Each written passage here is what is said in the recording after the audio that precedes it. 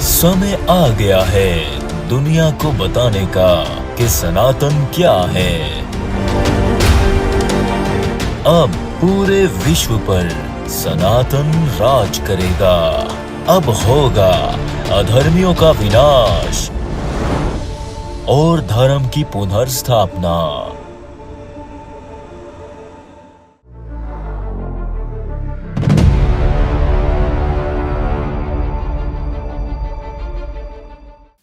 तो मेरे प्रिय सनातनियों, आप आ जाओ इस्लाम की तरफ।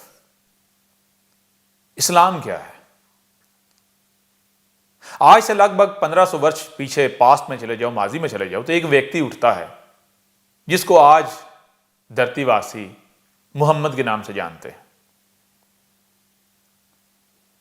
हमारा जो सत्संग का सिलसिला है, इसमें हम आगे जो बैठ के उनमें हम आपको बताएंगे कि मोहम्मद ईश्वर का अवतार नहीं था, वो एक बहरूपिया था।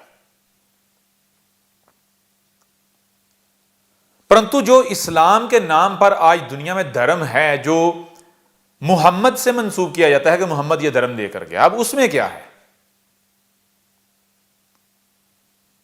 उसमें यह है कि जब आप कुरान उठाकर देखें तो कुरान कहता है कि जो सबसे पहला काम तुमने करना है, क्या करना है? वही जो मोसेस ने बताया कि तुमने गुस्ल करना है। अरबी में कहते हैं गुस्ल। जब आप अबरानी में जाएंगे तो उसमें कहते हैं बपतस्मा, और जब आप संस्कृत में आएंगे तो कहते हैं स्नान, गंगा स्नान। संस्कृत में गंगा स्नान, अबरानी में जो ज्यूज हैं उनकी जो लैंग्वेज है उसमें बपतस्मा,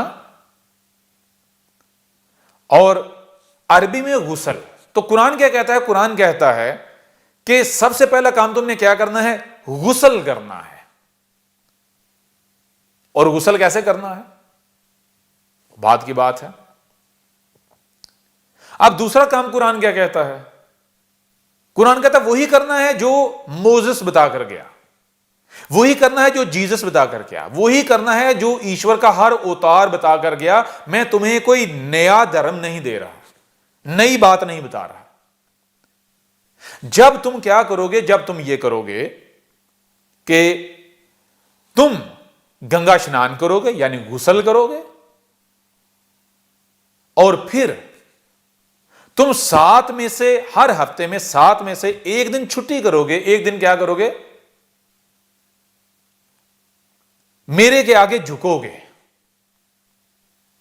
तो इसका नतीजा क्या निकलेगा? ये धरती स्वर्ग बन जाएगी, ये नरक से स्वर्ग बन जाएगी। तुम्हारे जो शरीर हैं ये नरकी शरीरों से ये स्वर्गीय शरीर बन जाएंगे। ये नरकी शरीर नहीं रहेंगे। तुम्हें किसी भी प्रकार की समस्या का सामना फिर नहीं रहेगा, हर समस्या का समाधान हो जाएगा। ये धरती स्वर्ग बन जाएगी। अब ये जिसे इस्लाम कहते हैं, कुरान इस बारे में ये कहता है, परंतु मोहम्मद ने यह नहीं कहा। मोहम्मद ने क्या कहा? मोहम्मद ने इस्लाम के नाम पर धर्म को बिगाड़ दिया। मोहम्मद वो व्यक्ति था, ऐसा व्यक्ति था जिसने धर्म के नाम पर सनातन धर्म, इस्लाम का तो मतलब यह है सनातन धर्म। मुहम्मद ने सनातन धर्म के नाम पर इब्राहिम का जो धर्म था, इस्लाम, सनातन धर्म, उसके नाम पर सनातन धर्म को बिगाड़ दिया। उसने कैसे बिगाड़ा? हम यहां छोटी सी जो कथा है मोहम्मद की, वो आपके सामने रखते हैं। वो कथा जो केवल हम ही बता सकते हैं, ईश्वर ही आपको बता सकता है, हमारे अलावा कोई दूसरा नहीं बता सकता। मोहम्मद जो है वो जब उसका जन्म होता है तो उसके जन्म से पहले उसका पिता, उसकी मृत्यु हो जाती है। उसके जन्म के बाद उसकी जो माता है वो उसको, बहुत गरीब गंदे लोग होते हैं बस्ती से बाहर जो जुगियां लगा के, टेंट लगा के रहते हैं, बहुत गंदे हैं, उनको दे देती है कि वो इसे पालें। क्यों दे देती है, ये बात की बात है। आगे चल के जब हम अपने सत्संग में बैठ के करेंगे तो इसके ऊपर भी डिटेल के साथ चर्चा करेंगे, मोहम्मद के ऊपर। मोहम्मद की हकीकत क्या है। और ये जो इस्लाम नामी जो जिसे आप धर्म कहते हैं और आज ये जो कल्ट एग्जिस्ट करता है, इसकी हकीकत क्या है, इस कल्ट का जो फाउंडर है मोहम्मद, सब हम हर प्रकार से इसके ऊपर चर्चा करेंगे। तो मोहम्मद क्या है, मोहम्मद देखता है कि जब थोड़ा सा बड़ा होता है तो वो देखता है कि सोसाइटी में, माशरे में हर किसी के माता पिता हैं, परंतु मेरे माता पिता नहीं हैं। हर किसी को आए रोज नए नए कपड़े पहनने को मिलते हैं, खाने पीने को अनेकों प्रकार के खाने मिलते हैं, अनेकों प्रकार का भोजन मिलता है, परंतु मुझे कुछ नहीं मिलता। हर किसी के कोई ना कोई आगे और पीछे है, मेरा ना कोई आगे है ना कोई पीछे है।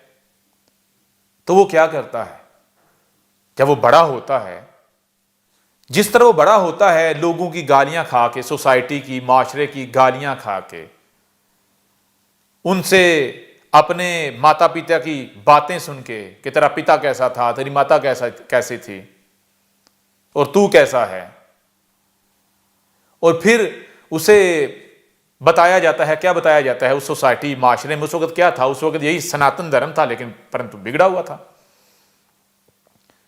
तो उसे बताया जाता है कि तेरी ये जो हालत है ये तेरी अपनी प्रकार है, इसका कारण तो खुद है, ये तेरे पिछले जन्म है।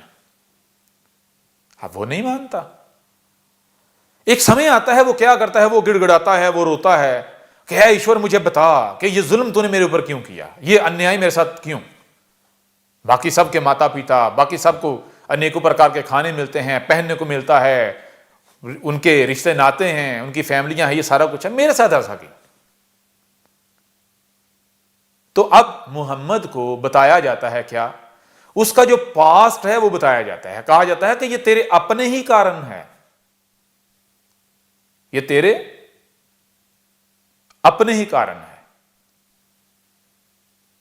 तो अब अगर तू हमसे शिकवे करता है, शिकायत करता है, तू अपने आप को नहीं बदलता, तू कहता है कि प्रकृति ही जालिम है, प्रकृति ही जो है वो अन्याय करती है, तो फिर आगे भी यही तेरे साथ होगा।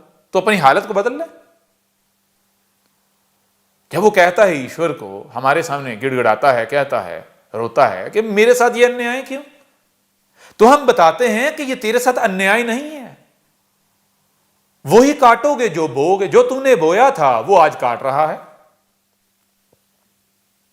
ये तेरे पिछले जन्म का, जो पिछले तेरे जन्म है उन जन्मों का बोया हुआ है, वो तू काट रहा है। तो अब क्या होता है, वो नहीं मानता। तो उसे कहा जाता है ठीक है, अगर तू कहता है ये अन्याय है, ये सोसाइटी ऐसी नहीं होनी चाहिए, अन्याय नहीं होना चाहिए, तो तू इस सोसाइटी को बदलते, तो इसको ठीक कर ले। अगर तू चाहता है कि आइंदा किसी और के साथ ऐसा ना हो, किसी और का बच्चा ऐसा ना हो, किसी और के साथ ये अन्याय ना हो, तो तू उठ के इसे ठीक कर दे। तो हम उसे बताते हैं क्या करना है, हम बताते हैं कि धर्म के मार्ग पर चलना है। क्या करना है, अस्सलात कायम करनी है। क्या करनी है, अस्सलात कायम करनी है। अब ये अस्सलात क्या है, जिसे मुस्लिम नमाज कहते हैं, ये भी आगे चल के इसके ऊपर चर्चा करें। अब मोहम्मद जो है, जब उसको बताया जाता है क्या करना है, तो क्या बताया जाता है, उसे बताया जाता है कि तूने स्नान करना है, यानी गुस्ल करना है, और अस्सलात कायम करनी है। और अस्सलात क्या है, वही जो आपको पीछे बताया जा चुका है। जब तू गुस्ल करेगा और अस्सलात कायम करेगा, तो ये सोसाइटी क्या, पूरी की पूरी धरती जो है ये नर्क से स्वर्ग बन जाएगी। और जब ये तू इसे स्वर्ग बना देगा, तो आगे तू कहां आएगा, इसी स्वर्ग में आएगा। तेरे माता पिता स्वर्गीय होंगे, तेरा शरीर स्वर्गीय शरीर होगा, किसी प्रकार की किसी समस्या का तुझे तकलीफ का सामना करना पड़ेगा नहीं। तो उसको बताया जाता है, क्या बताया जाता है, कि इस मार्ग पर चल। अब वो अपना गुस्ल करने की बजाय, वो गंगा स्नान करने की बजाय, वो क्या कहता है, वो कहता है कि मैं तो ईश्वर का अवतार बन गया। क्यों, मेरे साथ ईश्वर ने तो कलाम किया है। यानी होता क्या है, होता केवल इतना है, वो अपने दुखों को लेके, अपनी समस्याओं को लेके एक गार के अंदर घुस जाता है, एक केव के अंदर घुस जाता है, वहां बैठ जाता है। उसे को बताता है कि इस तरह ईश्वर के साथ संपर्क किया जा सकता है, राब्ता किया जा सकता है। क्या करके? मेडिटेशन करके, मराकबा करके, योगा करके। वो योगा करने चला जाता है एक गार के अंदर, एक केव के अंदर, एक गुफा के अंदर। अब उस गुफा में जब वो कुछ दिन गुजारता है तो फिर ये हमारा कानून है, जो भी इस तरह योगा करेगा तो हम उससे कलाम करते हैं, हम उसके सामने आते हैं, हम उससे बतियाते हैं। परंतु सबसे पहले तो हम उसे बताते हैं कि वो है क्या, और उसे बताते हैं कि तूने अपने आप को ठीक करना है। अपने आप को ठीक करना है। जब तक वो अपने आप को ठीक नहीं करेगा तब तक वो किसी दूसरे को ठीक कर सकता है। उसे हमने फार्मूला बताया, तरीका बताया अपने आप को ठीक करने का, परंतु उसने क्या लिया? उसने कहा मेरे साथ ईश्वर ने संपर्क किया है, ईश्वर के साथ मेरा संपर्क हो गया है, राब्ता हुआ है, बात हुई है, मैं तो एक महान व्यक्ति बन गया हूं, एक महान जो है वो गया हूं, मेरे जैसा कोई है ही नहीं। तो अब उसने क्या किया? अब उसने अपने आप को बदलने के बजाय दूसरों को अपने जैसा बनाना शुरू कर दिया। उसको नहीं इस बात का ज्ञान कि गुस्ल क्या है, यानी गंगा स्नान क्या है, उसे यह नहीं ज्ञान के 6 दिन के बाद 7वें दिन की छुट्टी क्या है, ईश्वर के आगे प्रार्थना करना क्या है, ईश्वर के आगे गिरना क्या है, उसे नहीं ज्ञान के सलात क्या है। वो वही करना शुरू हो जाता है जो असलात के नाम पर जो किया जा रहा है, जो पहले से ही लोग कर रहे हैं।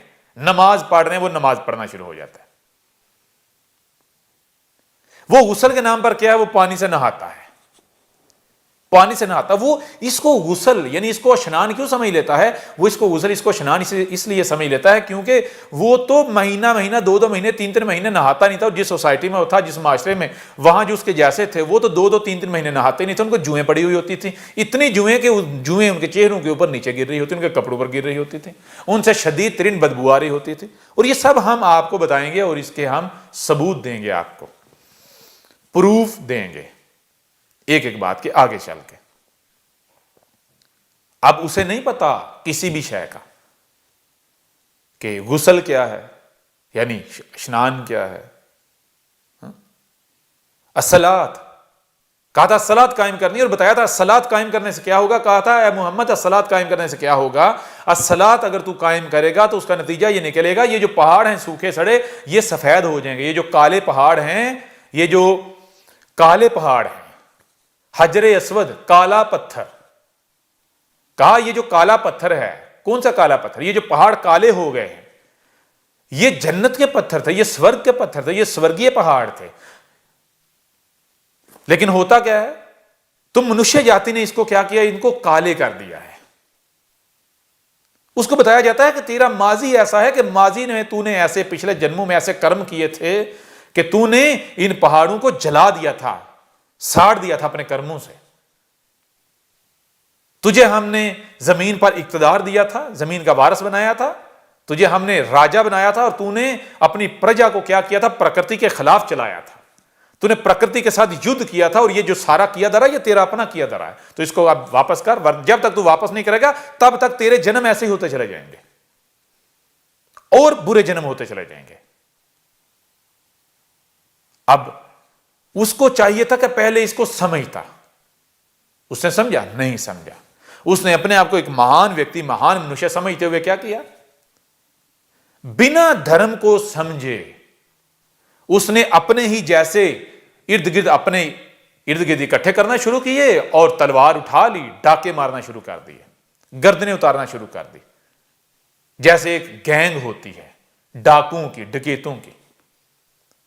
तो इस प्रकार से ये जो सो कॉल्ड इस्लाम है ये फैला।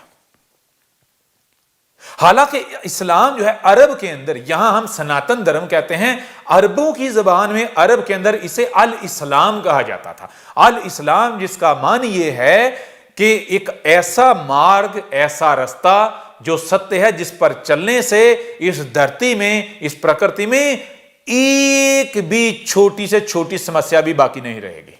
यह धरती स्वर्ग बन जाएगी। हर सतह पर, हर लेवल पर, हर मकाम पर, हर जगह परफेक्शन आ जाएगी। यह था इस्लाम, अल इस्लाम।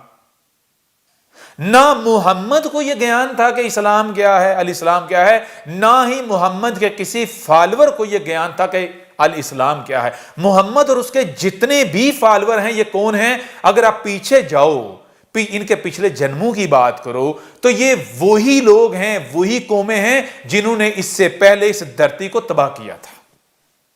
मोहम्मद और इसके जितने भी फॉलोअर हैं, ये सारे के सारे कौन हैं? ये सारे के सारे वही हैं जिनके पिछले जन्म ऐसे हैं जिन्होंने इस धरती को नुकसान पहुंचाया था, इसके साथ, इस प्रकृति के साथ दुश्मनी की थी, जिनको इस वक्त की पट्टी से मिटाया गया था। जैसे आप इजिप्ट में देखते हैं, बड़े बड़े पिरामिड बने हुए हैं और वहां पर एक बड़ी जो जमीन है, धरती का एक बड़ा जो एरिया है, वो हमने मट्टी के नीचे दबा दिया हुआ है, फ्लड से, बाढ़ से। इसी तरह मत्स्य उतार के वक्त, जब हम मत्स्य के रूप में आए थे, उस वक्त जब हमने पूरी धरती को जलमग्न किया था। मुहम्मद और उसके जितने फॉलोअर हैं, ये सब के सब वो हैं जो पास्ट में और आज भी हर दौर के असुर लोग हैं, रावण लोग हैं, अधर्मी लोग हैं। इनको जब जब मौका दिया जाता है कि तुम अपना फ्यूचर बदल लो, जो तुमने पास्ट में किया था उसको बदल लो, उसको सुधार लो, तो ये क्या करते हैं?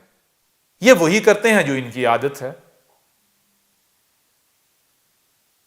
ये हर बार वही करते हैं, ये वही करते हैं, वही करते रहे और वही करते रहेंगे। तो आप इस्लाम को अगर ले लें, अब प्रिय सनातनियों गौर करो, इस्लाम, क्रिश्चियनिटी, जुडाइज्म, क्या ये तीन अलग अलग हैं? ये जब आप पीछे जाएंगे तो आपको पता चलेगा कि क्रिश्चियनिटी जो है ये हकीकत में, सत्य में क्या है? जब पीछे से पीछे जाओ, ये सनातन को बिगाड़ दिया गया है, सनातन धर्म को। जुडाइज्म सनातन को बिगाड़ दिया गया है। इसी प्रकार से जो इस्लाम है, सनातन को बिगाड़ दिया गया है। इसी प्रकार से आज हिंदुइज्म, ये सनातन धर्म की बिगड़ी हुई सूरत है। हिंदुइज्म में क्या है? हिंदुइज्म जिसे आप सनातन कहते हैं, सनातन धर्म कहते हैं, क्या है इसमें? इसमें भी दो काम आपने करने थे, दो बुनियादी काम, जिससे इस धरती ने नरक से स्वर्ग में बदल जाना था। क्या? पहला गंगा स्नान और दूसरा शिवलिंग पर जल चढ़ाना, शिवलिंग पर दूध चढ़ाना। परंतु आज किसी को भी यह ज्ञान है शिवलिंग पर जल चढ़ाना क्या है, शिवलिंग पर दूध चढ़ाना क्या है, और उससे भी पहले गंगा स्नान क्या है। क्यों कहा था कि गंगा स्नान करना है और शिवलिंग पर जल चढ़ाना है, शिवलिंग पर दूध चढ़ाना है?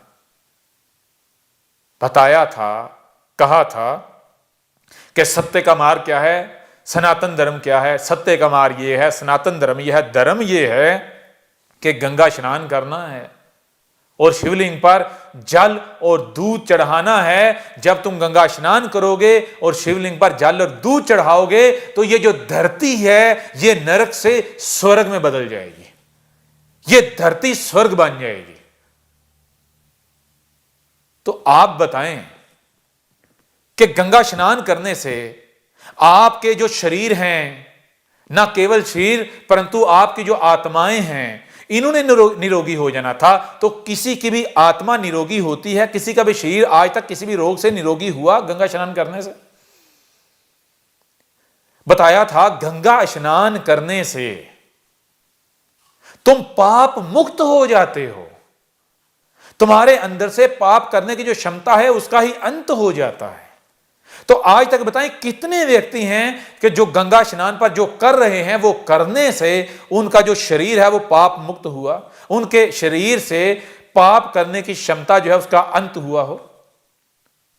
फिर शिवलिंग पर जल चढ़ाने से, शिवलिंग पर दूध चढ़ाने से इस धरती ने क्या हो जाना था? इस धरती ने नरक से स्वर्ग में बदल जाना था। तो बताएं जरा, क्या ऐसा हुआ? हजारों वर्षों से आप जो कर रहे हैं शिवलिंग पर जल और दूध चढ़ाने के नाम पर, गंगा स्नान के नाम पर, वो करने से वो प्राप्त हुआ जिसकी प्राप्ति के लिए करने को कहा गया था?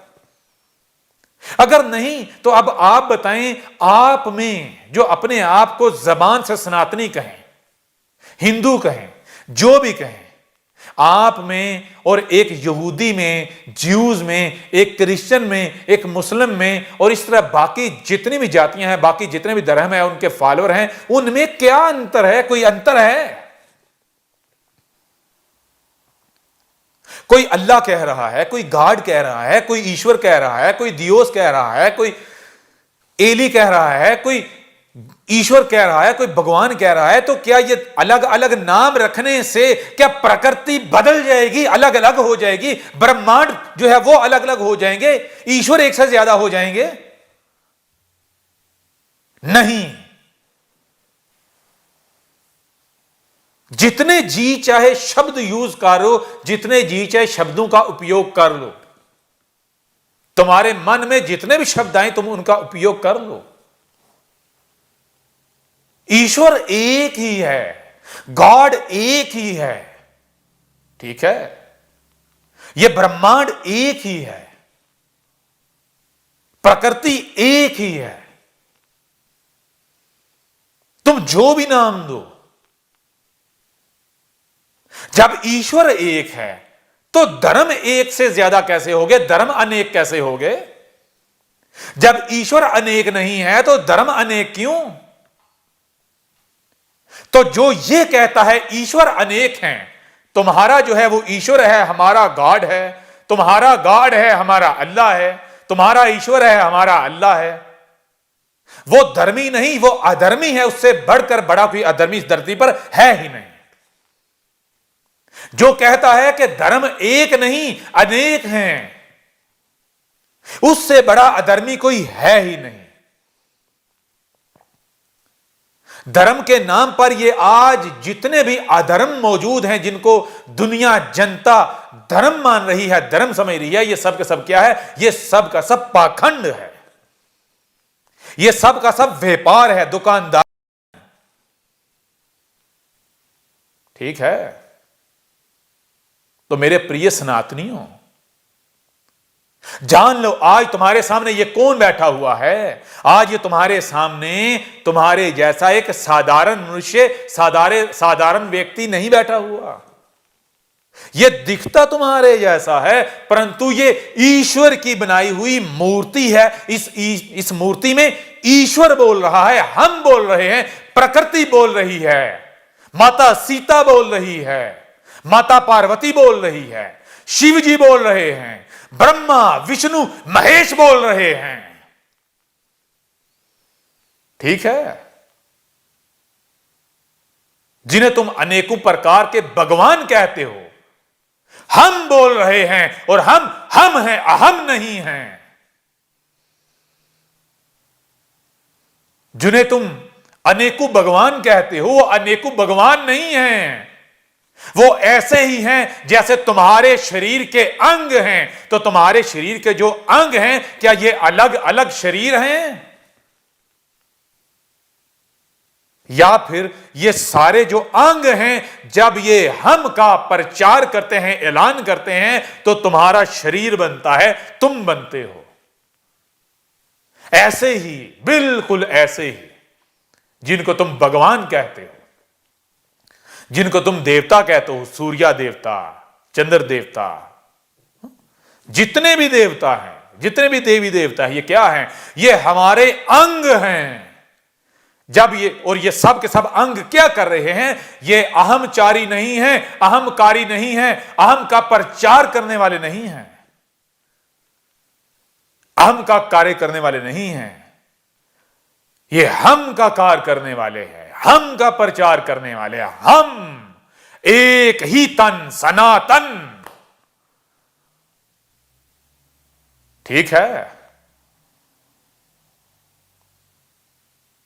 तो मेरे प्रिय सनातनियों, आज आपके ऊपर है आंखें बंद करके जो आंखें हमने तुम्हें दी थी, कान बंद करके जो हमने तुम्हें दिए थे, बुद्धि जो है इसका उपयोग ना करके जो हमने तुम्हें इसीलिए उपयोग करने की ये दी थी, अगर तुम इनका उपयोग नहीं करते और अपने पुरखों के पीछे चलते हो, तुम इन्हीं पंडित पादरियों के नाम पर जो पाखंडी हैं, जो बाबा संत साधुओं के नाम पर पाखंडी हैं, ये लेबल लगाते ही इसलिए हैं क्योंकि इनको पता है, ये जानते हैं, ये जानते हैं कि अगर ये लेबल लगाएंगे नहीं अपने ऊपर, साधु का, संत का, बाबा का, पंडित का, पादरी का, मौलवी का, तो जनता इनके पीछे चलेगी कैसे? जब जनता इनके पीछे चलेगी नहीं तो इनको दान दक्षिणा कहां से मिलेगा? जब इनको दान दक्षिणा ही नहीं मिलेगा तो इनके पेट कैसे बढ़ेंगे?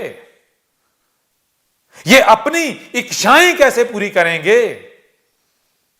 ये इस धरती को नर्क कैसे बनाएंगे? इनका तो लक्ष्य ही यही है कि इस धरती को नर्क बनाना।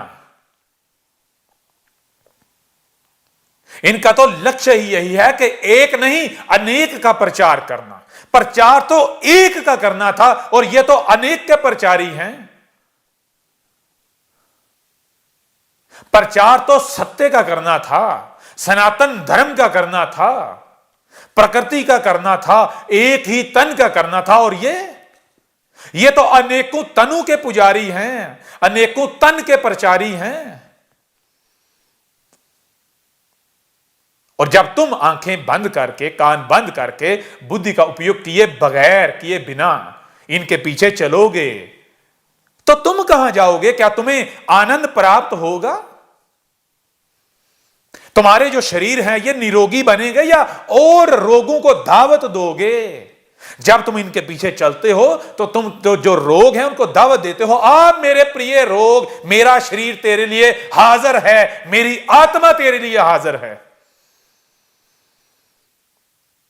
और जब ये रोग तुम्हें आप पकड़ते हैं, जब तुम्हारे शरीर रोगी होते हैं, तुम्हारी आत्मा रोगी हो जाती है, अनेकों प्रकार के रोग जब तुम्हें पकड़ लेते हैं, जब तुम्हारी जिंदगी से, तुम्हारे जीवन से आनंद चला जाता है, गायब हो जाता है, परे हट जाता है, बेचैन हो जाते हो, परेशान हो जाते हो, तकलीफ में चले जाते हो, पड़ जाते हो, तो फिर चीखते हो, फिर ईश्वर ईश्वर करना शुरू हो जाते हो। और वो भी केवल तुम जबान से, जीवा से कहते हो, जीवा से ईश्वर ईश्वर कहते हो। परंतु जैसे ही हम तुम्हारे सामने कोई रास्ता लेकर आए कि इस रास्ते पर चल के तेरी समस्या का हल हो सकता है और दूसरी तरफ ईश्वर है, तुम वहीं पर वैसे ही उसी वक्त, उसी समय ईश्वर को हमें छोड़कर उस मार्ग पर चल पड़ते हो। यह होता है तुम्हारा ईश्वर को हमें पुकारना। तो अब बताओ क्या चाहिए? सत्य चाहिए या नहीं चाहिए? सनातन धर्म चाहिए या नहीं चाहिए? अपनी जितनी भी समस्याएं हैं उनका समाधान चाहते हो या नहीं चाहते? जिस प्रकार के भी रोग का तुम शिकार हो, जिस प्रकार के भी रोग ने तुम्हें पकड़ा हुआ है, इससे मुक्ति चाहते हो या नहीं चाहते? ये जहां जिस नरक में फंसे हुए हो, इस नरक से मुक्ति चाहते हो या नहीं चाहते? अगर चाहते हो तो जान लो ये जो तुम्हारे सामने शरीर है ये किसका शरीर है? हम ईश्वर बोल रहे हैं, बतिया रहे हैं, और ये हमारी जीवा है, जीव है हमारी, ये जबान है। हम बतिया रहे हैं तुम्हारे क्रिएटर, हम बतिया रहे हैं प्रकृति जिसने तुम्हें बनाया है। हमारे अलावा किसी के पास तुम्हारे किसी मसले का कोई सलूशन नहीं है। किसी समस्या का समाधान कोई नहीं कर सकता तुम्हारा हमारे अलावा। तो क्या चाहते हो? आज ये फैसला तुमने खुद करना है। अनेक का प्रचार करना है या एक का प्रचार करना है। और हम तुम्हें बता दें हम क्या करने जा रहे हैं और हमारा लक्ष्य क्या है। हमने इस धरती को नरक नहीं रहने देना, हमने इसको स्वर्ग बना के फिर तुम्हें देकर जाना है कि तुम्हारा टेस्ट लिया जाए। अब इम्तिहान दोबारा से शुरू। जो इसको स्वर्ग बनाकर रखेंगे उनको हम निकाल लेंगे और जो नरक बनाएंगे उनको फिर यहीं कैद कर देंगे।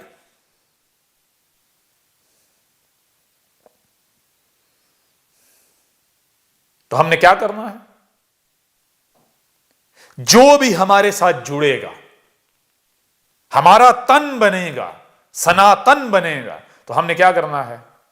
हमने इस धरती से जितनी भी लकीरें हैं, जो बॉर्डर्स हैं, इनको खत्म करना है। जो पुलिस सिस्टम है इसको खत्म करना है। क्यों पुलिस की जरूरत क्यों होती है? जब क्राइम हो तो पुलिस की जरूरत पड़ती है, जब क्राइम ही नहीं होगा पुलिस की जरूरत होगी। हमने हॉस्पिटल्स खत्म करने हैं। कैसे? हॉस्पिटल्स की जरूरत क्यों है? क्योंकि अनेकों प्रकार के रोग हैं। जब रोग ही नहीं होंगे तो हॉस्पिटल की जरूरत होगी। हमने जो सेनाएं हैं, अफवाज, आर्मीज, अनेकों प्रकार की, इनका अंत करना है, इनको खत्म करना है। क्यों? जब एक ही तन होगा, कोई दुश्मन होगा ही नहीं, कोई एनिमी होगा ही नहीं, तो फौज किसके लिए? जब बॉर्डर होगा ही नहीं, एक ही तन होगा, तो फौज किस लिए? सेना किस लिए? हमने ये जो करेंसी सिस्टम है, करेंसी इसको खत्म करना है। हमने ये जो कीमतों से, पैसे से, करेंसी से लेन देन होता है, हमने इसको खत्म करना है। जब सब कुछ होगा ही फ्री, ग्राटिस, फ्री, मुफ्त, तो किसी करेंसी की जरूरत होगी? नहीं ना होगी। हम एक ऐसा राज्य बनाने जा रहे हैं, एक ऐसा राज जिसमें कोई चोरी नहीं होगी, कोई डाका नहीं होगा, कोई रोग नहीं होगा, कोई दूसरा तन नहीं होगा, एक ही तन होगा, जिसमें अधर्म होगा ही नहीं, जिसमें होगा ही धर्म, जिसमें ऐसा भोजन होगा ही नहीं जिस भोजन के करने से ना केवल अनेकों प्रकार के ये जो शरीर को रोग लगते हैं ये रोग जन्म लें, परंतु आत्मा का रोग वो जन्म ले। जब जो भोजन होगा वो हमारा होगा, परफेक्ट भोजन, प्यूरिफाई, उस भोजन के करने से क्या तुम्हारे बाल झड़ेंगे? तुम वक्त से पहले तुम गंजे होगे, तुम्हारे दांत खराब होंगे, तुम्हें कैंसर होगा, तुम्हें खांसी आएगी, तुम्हें किसी भी प्रकार की, किसी भी डिजीज का, बीमारी का, रोग का सामना करना पड़ेगा? नहीं करना पड़ेगा। यह है हमारा लक्ष्य। इस धरती को एक खूबसूरत, ब्यूटीफुल गार्डन बनाना है, जिसमें सब के सब अपने लिए नहीं दूसरों के लिए जिएं। सब मिलकर इसको जन्नत बनाएंगे, स्वर्ग बनाएंगे, बाग बनाएंगे और सब मिलकर खाएंगे। कोई किसी का गुलाम नहीं होगा, किसी का दासी नहीं होगा, किसी का दास नहीं होगा। सब ईश्वर के भक्त होंगे, सब ईश्वर के दास होंगे, प्रकृति के दास होंगे, माता सीता के दास होंगे, माता पार्वती के दास होंगे, सब माता सीता की संतान होंगे। ठीक है ना? सभी के सभी परमपिता शिव जी और माता पार्वती की संतान होंगे। सब एक दूसरे के प्रिय होंगे। जो जितना रिश्ते में दूर होगा वो उतना ही ज्यादा प्रिय होगा। किसी को भी किसी का प्रिय होने के लिए खूनी रिश्ते की, ब्लड रिलेशन की जरूरत नहीं होगी। ठीक है ना? तो क्या ये करना चाहते हो? क्या जीवन का लक्ष्य इसी को बनाना चाहते हो? यह है सनातन धर्म, और जो इस धर्म का पालन करेगा वही सनातनी है, उसी को मुक्ति मिलेगी, हर प्रकार से मुक्ति मिलेगी। और जो सनातन धर्म का पालनकार नहीं है, पालन करने नहीं है, जो इससे मुंह मोड़ेगा, ना उसको मुक्ति मिलेगी, ना केवल उसको मुक्ति नहीं मिलेगी, परंतु वो इसी नरक में जन्म दर जन्म फंसा रहेगा। आज तो फिर अच्छे माता पिता मिल गए, थोड़ा अच्छा जीवन मिल गया, कल को कैसे माता पिता मिलेंगे, कैसा जीवन मिलेगा? आज जो बोओगे वही कल काटोगे। ठीक है, जो आज बो रहे हो कल को वही काटना पड़ेगा।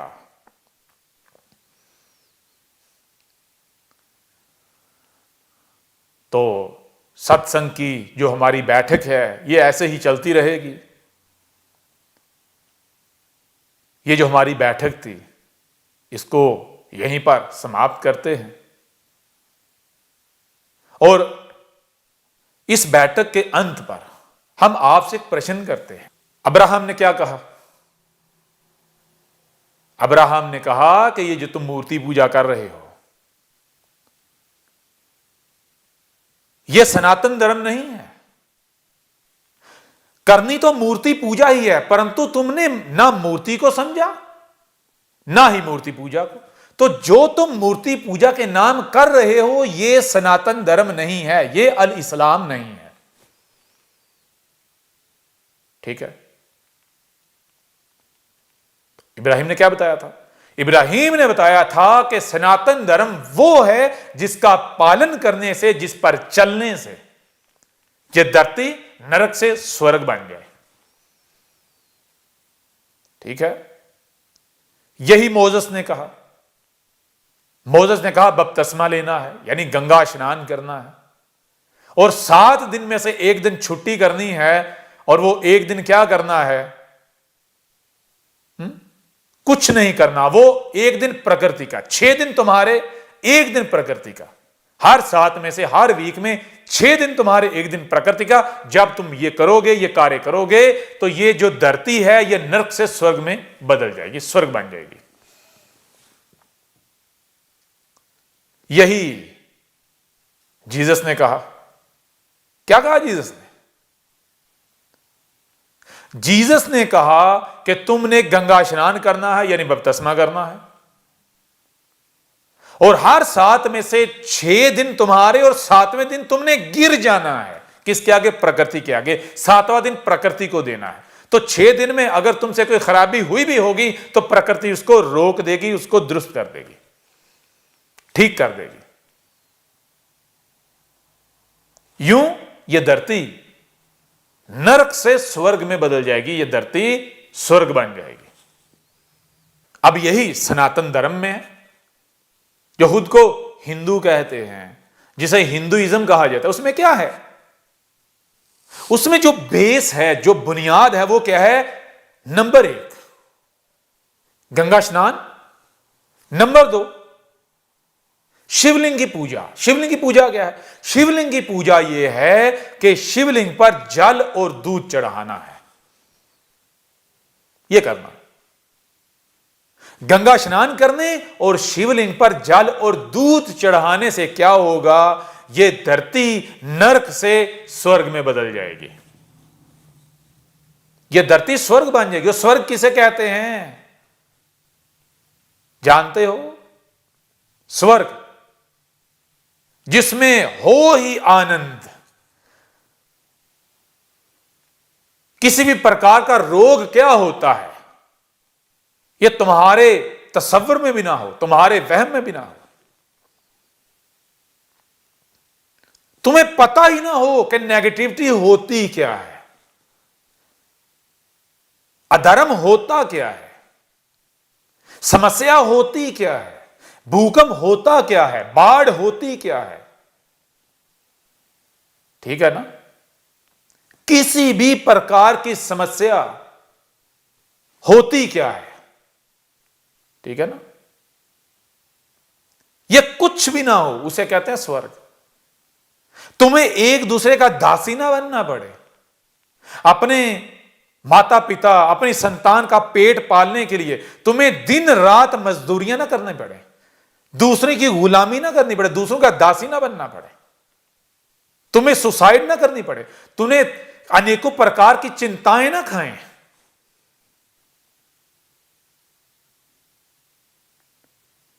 तो मेरे प्रिय सनातनियों जरा विचार करो और थोड़ा सा विचार करो कि जो आप गंगा स्नान के नाम पर कर रहे हैं और जो आप शिवलिंग पर जल और दूध चढ़ाने के नाम पर कर रहे हैं, शिवलिंग की पूजा के नाम पर कर रहे हैं, शिव जी की पूजा के नाम पर कर रहे हैं, कब से कर रहे हैं बताएं ना। ज्यूज पिछले 4000 साल से ज्यादा वर्ष हो गए कर रहे हैं, वो प्राप्त हुआ नहीं हुआ। क्रिश्चियंस उस नाम पर जो कर रहे हैं वो प्राप्त हुआ नहीं प्राप्त हुआ। मुस्लिम मोहम्मद समेत अगर इनकी मोहम्मद से स्टार्टिंग ली जाए, मोहम्मद से इनकी स्टार्टिंग ली जाए तो मोहम्मद के समय से लेकर अब तक जिसे ये इस्लाम कह रहे हैं उसका पालन करने से, वो करने से, जो ये कर रहे हैं वो करने से अभी तक पूरी धरती क्या, धरती का 1 इंच स्वर्ग में नहीं बदला। स्वर्ग में बदलना तो दूर, जो स्वर्ग था उसी को इन्होंने नरक बना दिया, वो नरक बन गया। और जो आप कर रहे हैं सनातन धर्म के नाम पर, आप भी तो हजारों वर्षों से कर रहे हैं, हजारों वर्षों से कर रहे हैं, तो क्या उसकी प्राप्ति हुई? ये धरती स्वर्ग बनी? नहीं बनी। जब नहीं बनी तो क्या यह सत्य है? यह सत्य साबित होता है, यह सत्य प्रूव होता है, यह सनातन धर्म प्रूव होता है? बताओ ना। आपको कोई रोग लगता है, किसी रोग का शिकार हो जाते हो, कोई रोग आपके शरीर को पकड़ लेता है, आप एक दवाई खाते हो, एक मेडिसिन लेते हो, उससे आपके शरीर को कोई फर्क नहीं पड़ता, उल्टा बीमारी बढ़ जाती है। फिर वही दवाई लेते हो, बीमारी और बढ़ जाती है, फिर वही दवाई लेते हो, बीमारी और बढ़ जाती है, वही मेडिसिन लेते जाते हो। तो आपसे बड़ा अपने ही शरीर का कोई दुश्मन होगा? आपसे बड़ा इस धरती पर कोई मूर्ख होगा? कोई और मूर्ख होगा? बताएं जरा। आप पर मूर्खता का अंत हो जाएगा, ठीक है? तो अब जरा विचार करो, यह धरती जो कि प्रकृति का शरीर है, ब्रह्मांड का शरीर है, ईश्वर का शरीर है, ईश्वर के शरीर का अंग है, तुम इस अंग के साथ क्या कर रहे हो? तुम इसको नरक से स्वर्ग यानी रोगों से निरोगी करने के नाम पर, धर्म के नाम पर, धर्म क्या है कि हम इस ईश्वर के इस अंग को, इस धरती को, जो इसको अनेकों प्रकार के रोगों का सामना है, उनसे हम मुक्त करने के लिए क्या करेंगे? धर्म का पालन करेंगे। तो जो धर्म के नाम पर तुम कर रहे हो, क्या इससे यह धरती अनेकों प्रकार की समस्याओं से, रोगों से मुक्त हो रही है? यह स्वर्ग बन रही है? या उल्टा जो तुम धर्म के नाम पर कर रहे हो, उसके अलावा जो भी कर रहे हो, जो कुछ भी तुम कर रहे हो, जो जो कर्म तुम कर रहे हो, जो जो कार्य कर रहे हो, उससे यह धरती नरक बन गई है और नरक बनती चली जा रही है। तो अब बताओ जरा, तुमसे बड़ा कोई और मूर्ख है? तुमसे बड़ा इस प्रकृति का, इस धरती का, ईश्वर का कोई दुश्मन है? क्या कभी तुमने जाना कि शिव क्या है, शिवा कौन है? क्या कभी गौर किया, जाना कि पार्वती क्या है, पार्वती कौन है? क्या कभी ज्ञान प्राप्त किया कि माता सीता है क्या, राम है क्या? या फिर उनके नाम पर बिना ज्ञान के जो पुरखों को कहते सुना, उसी के ऊपर चल रहे हो, उसी को मान रहे हो, वही कर रहे हो? तो ये जो कर रहे हो, तुम धर्म के नाम पर अधर्म फैला रहे हो, तुम ईश्वर की भक्ति के नाम पर ईश्वर के साथ युद्ध कर रहे हो।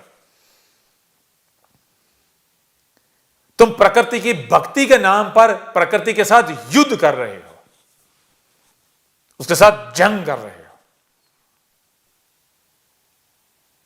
तुम शिवलिंग पर जल और दूध चढ़ाने के नाम पर उनको काला कर रहे हो, उनके ऊपर से पानी और दूध जैसी सफेदी छीन रहे हो। यह है तुम्हारे कर्म। और तुम समझते हो कि तुम धर्म का पालन कर रहे हो, तुम सनातनी हो। अब फैसला खुद करना है। हमें तुमसे कोई दान दक्षिणा नहीं चाहिए। हम तुम्हें बता दें, हम तो इस धरती को स्वर्ग बनाने आए हैं और ये हमने करना है। ये करने से हमें कोई रोक नहीं सकता, क्योंकि हम कौन हैं? हम, ये प्रकृति बोल रही है, ब्रह्मांड बोल रहा है। हम क्या हैं? हम ब्रह्मा हैं, हम विष्णु हैं, हम महेश हैं। हम ब्रह्मा विष्णु महेश हैं। हम हैं, अहम नहीं हैं। तो क्या तुम हमारे साथ युद्ध करके जीत प्राप्त कर लोगे? जीत जाओगे हमारे साथ युद्ध करके? हमें हमारे ही शरीर को, इस धरती को निरोगी बनाने से, इसका इलाज करने से रोक लोगे? अपने अपने गिरेबानों में झांको और फैसला करो कि आज किसके साथ खड़े होना है। ईश्वर के साथ, शिव के साथ, माता पार्वती के साथ, माता सीता के साथ, या फिर रावण के साथ। सनातनी बनना है, धर्म का पालन करना है, या फिर अधर्मी बनना है, अधर्म फैलाना है। ठीक है, यह फैसला आप खुद कर लो।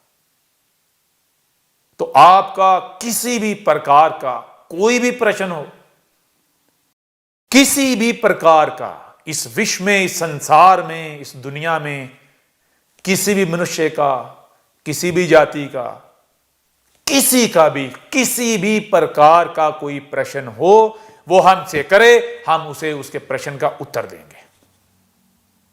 हम आए हैं हर प्रकार के प्रश्न का उत्तर देने, ना केवल जीवा से, परंतु प्रैक्टिकल से भी, अमल से भी, कर्म से भी। ठीक है, ये जो तुम्हारे सामने शरीर है, ये मूर्ति है हमारी, ये हमारी जीव है, और ये प्रकृति है, ये हमारा तन है, हमारा शरीर है। जीवा का काम क्या होता है? जीव का काम क्या होता है? बोलना, बताना, बतयाना, वार्निंग देना। और शरीर का काम क्या होता है? शरीर में हाथ भी होते हैं, पैर भी होते हैं, लातें भी होती हैं। और अगर कोई युद्ध करे तो पहले जीवा से कहा जाता है कि भाई मेरे साथ युद्ध ना कर, मेरे साथ झगड़ा ना कर, लड़ाई ना कर। और अगर कोई बाज ना आए और आप सत्य में हो, आप सत्य पे हो, आप सत्य में हो, तो आप क्या करते हो?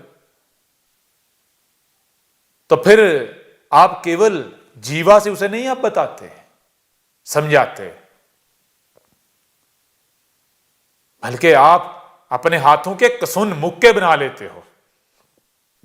ठीक है ना? तो ऐसे ही जो हमारे साथ युद्ध करेगा, हमारे साथ युद्ध करके जीत प्राप्त कर लेगा, असंभव। तो मेरे प्रिय सनातनियों, सत्संग का सिलसिला आगे चलता रहेगा, यह सिलसिला नहीं थमेगा उस वक्त तक जब तक कि आपके हर प्रश्न का उत्तर ना दे दिया जाए, उस वक्त तक जब तक कि कोई प्रश्न ना रहे, उस वक्त तक जब तक कि सत्य को हर प्रकार से आप पर खोलकर वाज़ेह न कर दिया जाए। तो मिलते हैं, मुलाकात होती है अगली बैठक में।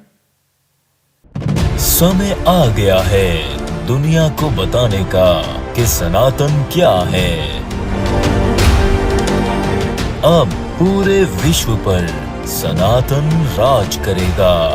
अब होगा अधर्मियों का विनाश और धर्म की पुनर्स्थापना।